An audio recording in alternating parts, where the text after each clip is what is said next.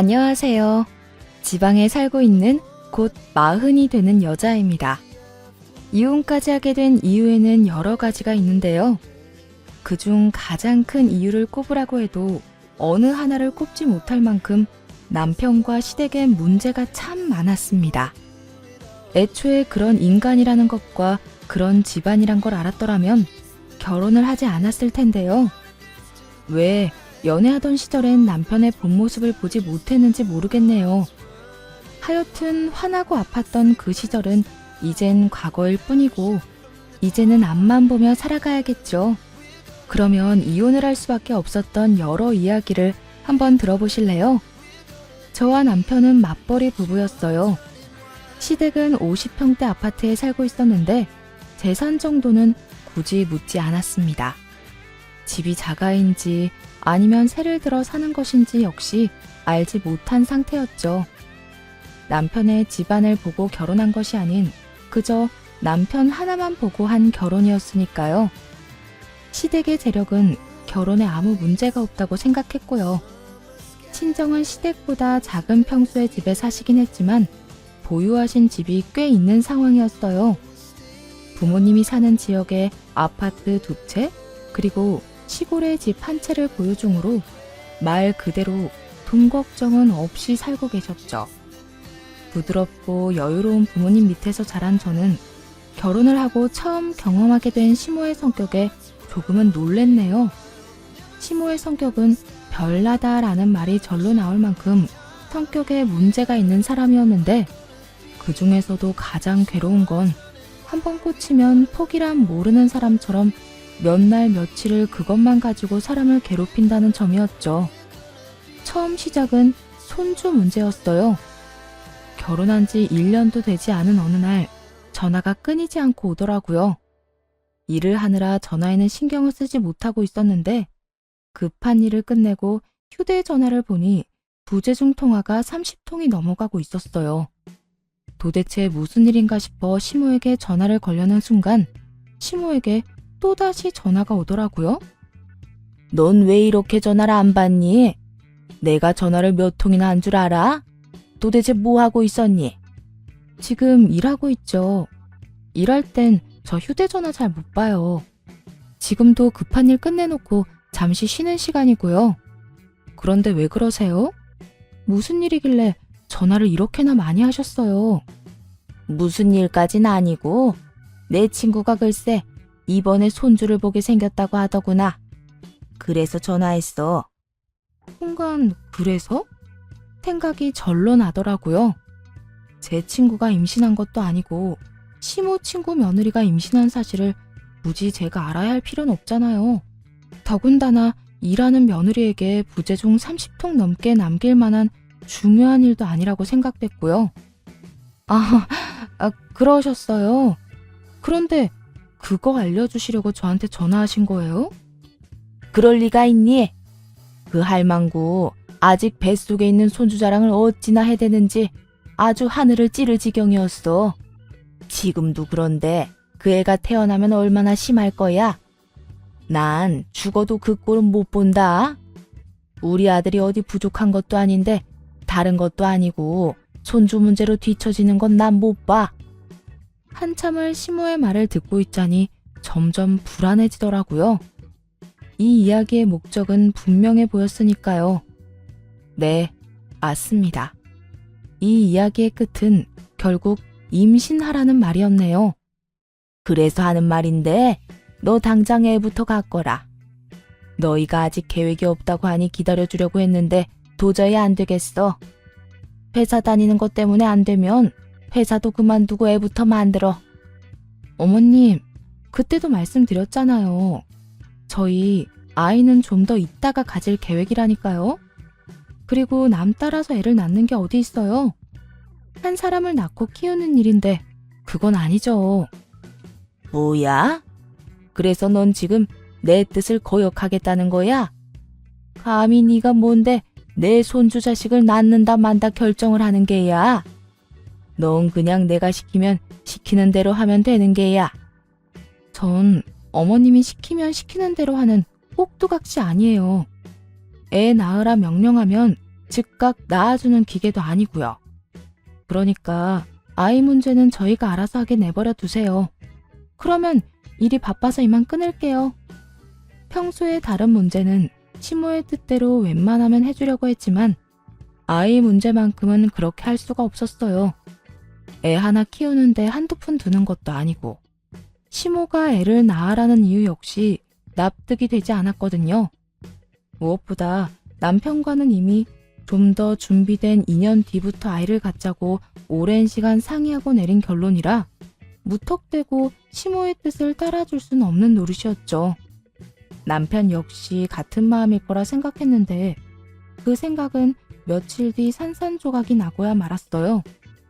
시모는 제가 뜻대로 움직이지 않자 남편을 타깃으로 돌렸더군요. 남편을 들들 볶던 시모의 영향인지 처음엔 절대 생각이 없다던 남편이 아이 이야기를 꺼내기 시작했어요. 여보, 내가 잘 생각해봤는데 우리 아기 가지는 거 2년 뒤는 너무 늦을 것 같아. 뭐? 갑자기 왜 그래? 어머님이 당신 설득하는 것 같더니 홀랑 넘어가 버린 거야? 꼭 그런 건 아닌데 듣다 보니까 엄마 말이 틀린 말이 없더라고. 애는 1살이라도 어릴 때 낳는 게 애한테도 그렇고 당신 몸 회복에도 좋다고 하고 2년 뒤에 우리가 원하는 시기에 임신이 안 되면 그땐 어떻게 해? 지금부터 노력해도 언제 임신이 될지도 모르는 상황인데 마냥 미루고만 있는 건 아닌 것 같아. 그러다 덜컥 생겨버리면 어떻게 할 거야? 아직 우리 애 낳고 키울 만한 상황이 아니잖아.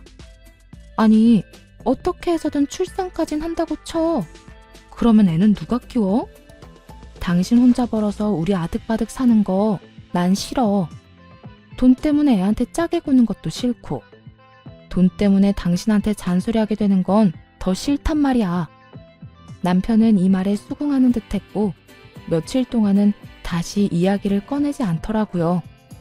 그래서 이젠 포기했나 하고 안심하는 순간 아니나 다를까 다시 이야기를 꺼내기 시작하더군요. 여보, 우리 엄마가 애 낳기만 하면 다 알아서 해줄 테니까 얼른 낳기만 낳으래. 돈 걱정은 물론이고 당신 육아휴직 끝나면 그때부터 아기도 봐준다고 하던데 그러니까 우리 지금부터 노력해보자. 나 엄마 말 때문에 설득된 것도 맞지만 당신 닮은 아기 꼭 갖고 싶어서 그래. 만약 남편이 화를 내며 닥달했다면 넘어가지 않았을 텐데요. 이렇게 달래주며 저런 말을 하니 모민이 생기더라고요. 거기에다 출산 이후 가장 걱정이었던 육아 문제까지 해결을 해준다고 하니 더욱 흔들리기도 했었죠. 결국 전 달콤한 남편의 설득에 넘어가 애를 갖게 되었고 무사히 출산하게 되었습니다. 출산하기 바로 직전까지도 조리원 비용도 다 줄 테니 아무 걱정하지 말라던 시무는 막상 출산하고 조리원에 가게 되자 돈 이야기는 꺼내지 않더군요. 육아도 마찬가지였어요. 도와준다고 큰 소리 칠 때는 언제고 막상 아기와 함께 집에 돌아온 첫날엔 시모가 집으로 찾아오더니 도와주기는커녕 진상짓을 부리기 시작했어요. 아이고 우리 장손, 우리 아들을 닮아 너무 잘생겼구나. 인물이 아주 훤하다 훤해. 지금도 이런데 다 크면 여자 열어 돌리겠어. 그나저나 넌 뭐라고 그러고 서 있니? 밥 시간 지난 지가 언젠데 밥 안 차리니? 날 굶길 작정인 거야? 도움이 되지 않을 거라는 건 예상했지만 짐이 될 거라곤 예상하지 못했던 터라 당황스럽더라고요. 아이가 생각보다 더 우량하라 제왕절개를 했고 이제 조리원에서 나와 집에 도착한 사람에게 밥까지 차리라고 할 거란 걸 누가 상상이나 했겠어요. 시무는 누구보다 당당하게 밥 타령하고 있었고 아무래도 도저히 혼자 힘으로는 안 될 것 같아 제 몸조리를 위해 근처 친척집에 지내던 친정엄마를 불렀네요. 제 연락에 친정엄마는 급하게 집으로 오셨고 시모의 인사도 제대로 받지 않고 남편에게 밥 타령을 시작하셨죠. 지금 밥 대신한 지가 언젠데 우리 딸 밥 안 차려주고 뭐 하나? 네? 제가요? 그러면 여기 누가 밥을 하나? 제왕절개로 출산한다고 배 찢은 내 딸이 하나 여기 갓 태어난 손주만 본다고 정신 빼놓은 사돈이 하겠나? 아니면 설마 내가 하길 바라는 건가? 아닙니다. 제가 해야 할 것 같네요. 그래, 얼른 차리게나. 남편은 하는 수 없이 주방으로 발길을 옮겼고 시모는 그 꼴은 죽어도 볼 수 없다는 듯 남편을 붙잡으며 엄마에게 따지기 시작하더라고요.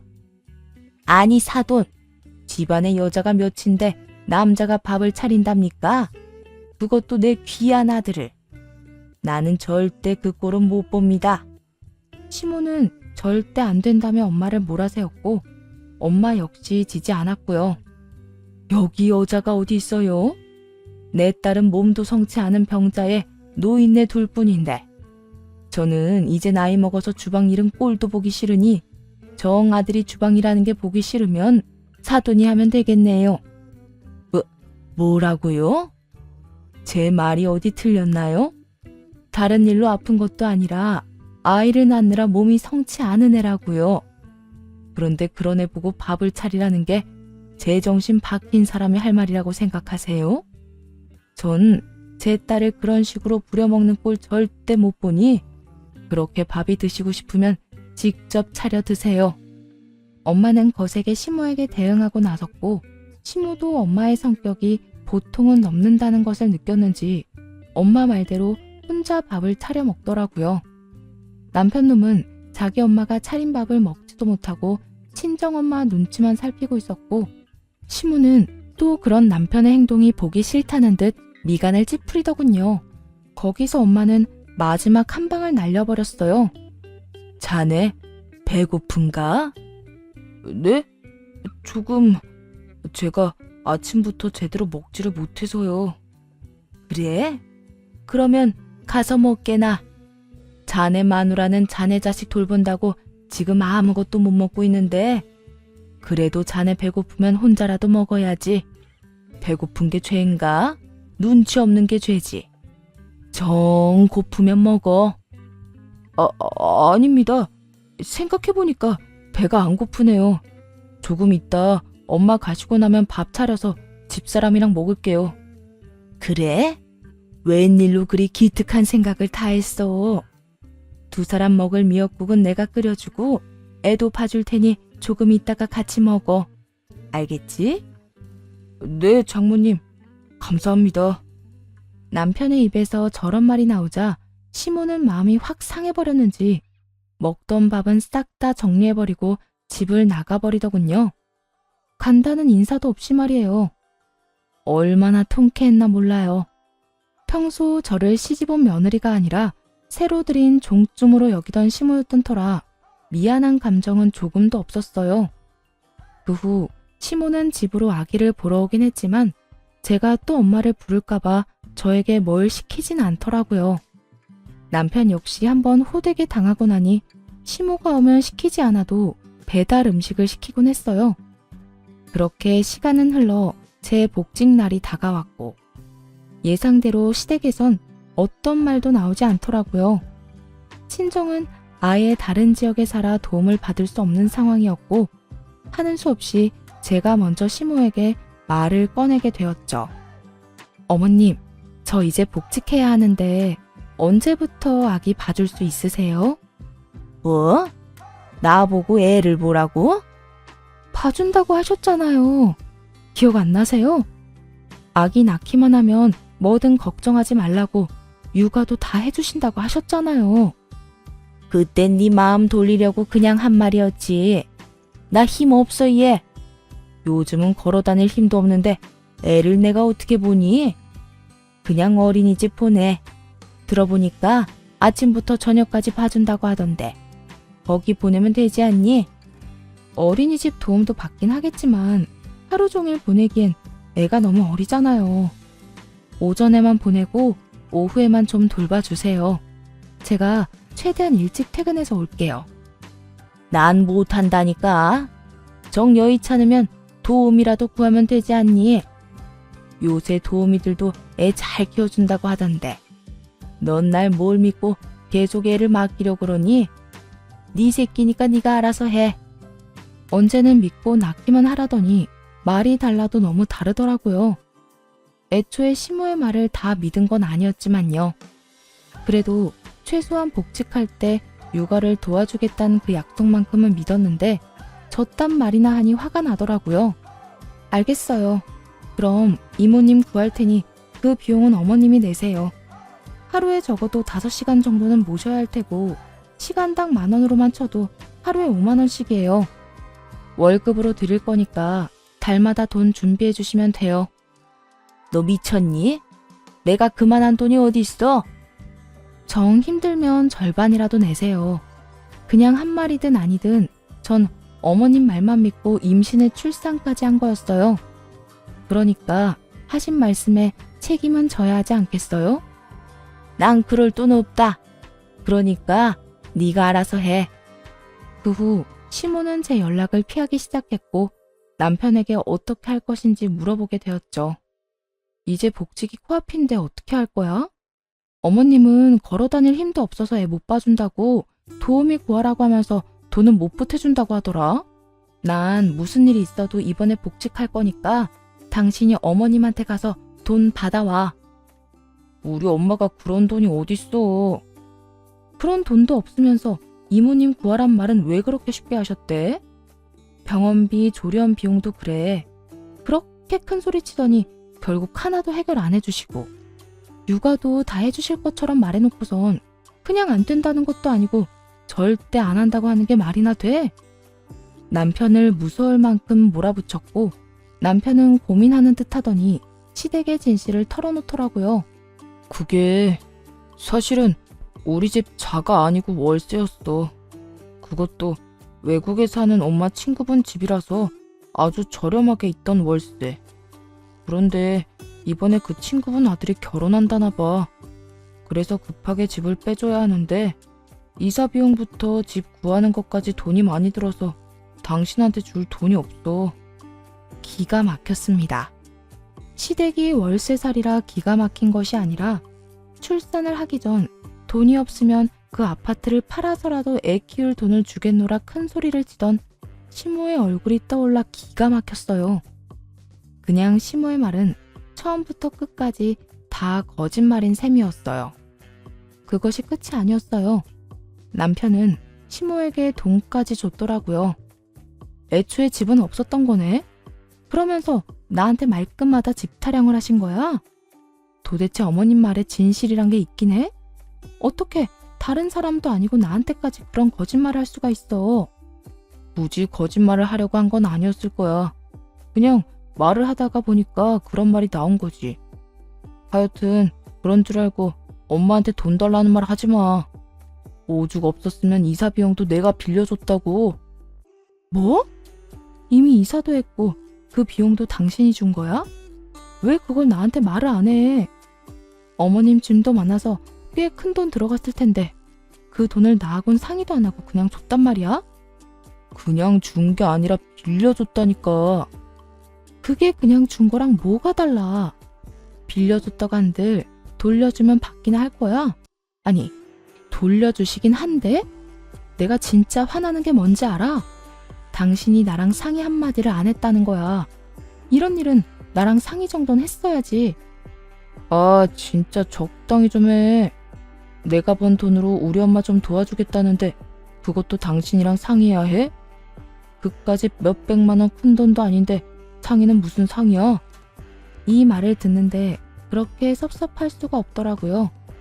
물론 시모의 일이니 남편도 안 나설 수가 없는 상황일 테고 여러 문제로 남편도 예민해져 있단 거 이해합니다. 그런데 저런 식으로 말할 필요까진 없지 않나요? 굳이 남편은 고르고 골라 제가 상처받고 화날 만한 말들로 쏘아붙이더라고요. 어떻게 그렇게 말할 수가 있어? 우리 이제 한 생명을 책임져야 하는 사람들이야. 이런 것도 상의 안 하고 너는 너대로 나는 나대로 살면 도대체 어쩌자는 건데? 그리고 몇백이 작아? 우리 한 달 생활비보다 많은 돈이야.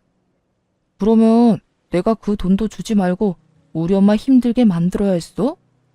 왜 계속 같은 말을 하게 만들어? 내가 말했지.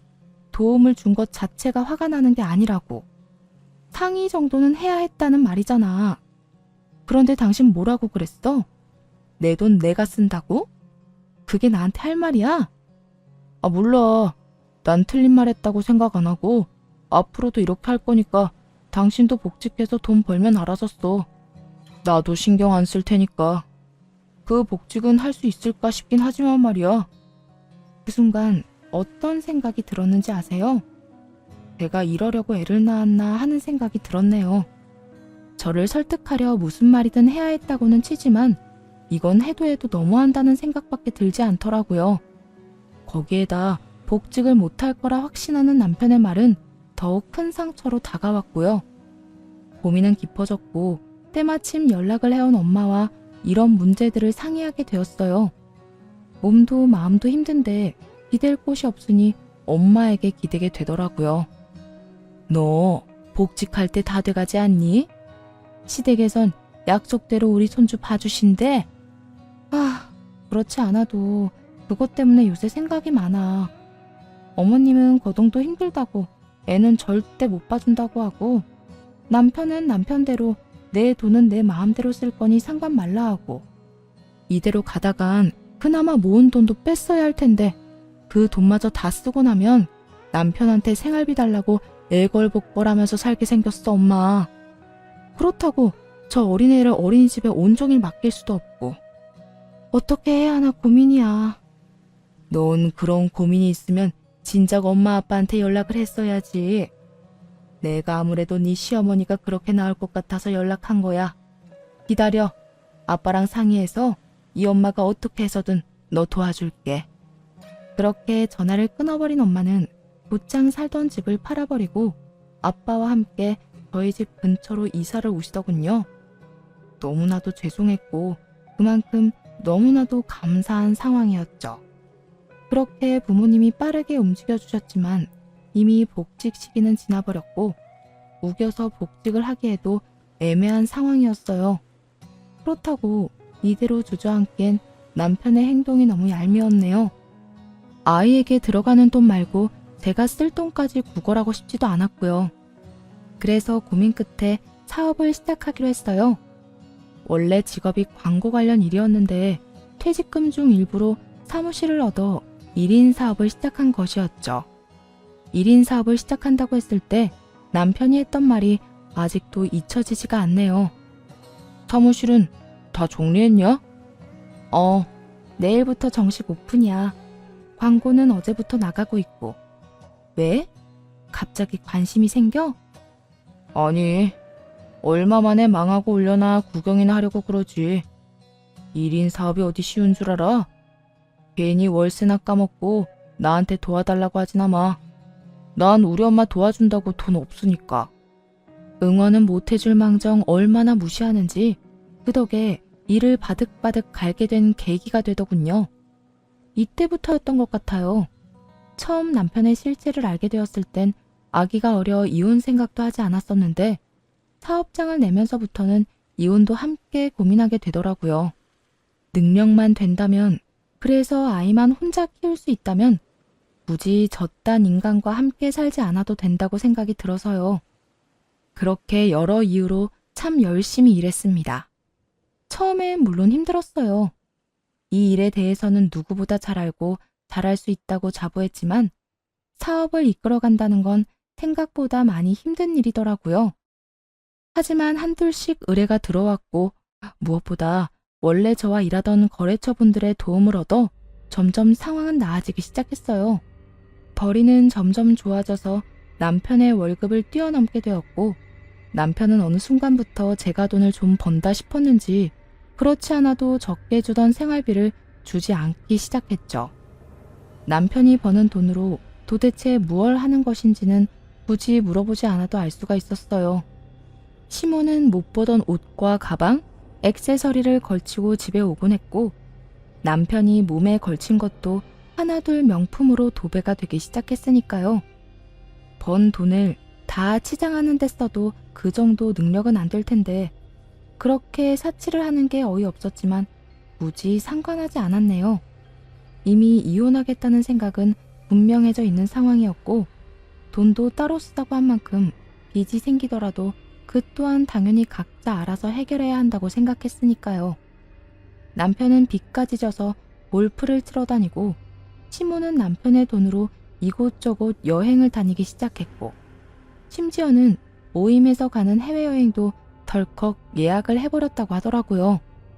이번에 우리 엄마 모임에서 해외여행 가는 거 알지? 모를 수가 있겠어? 당신 엄마가 한 달 전부터 예약했다면서 곧 간다고 노래를 부르고 다니는데. 그 여행 나머지 잔금 당신이 좀 내줘야겠어. 내가 해결하려고 했는데 나 요새 돈이 좀 부족해서 잔금 치를 돈이 없어. 내가 왜? 없으면 그냥 취소해. 나라고 뭐 돈이 차고 넘치는 줄 알아? 그러지 말고 좀 해줘. 지금 취소하면 예약금 다 날려야 하는데 아깝지도 않아. 내 돈도 아닌데 내가 아까워해야 해? 당신이 그랬지. 각자 돈은 각자 알아서 쓰자고. 그러니까 이번에도 각자 일은 각자 알아서 해결해. 괜히 나한테 이런 식으로 부탁하지 말고 말이야.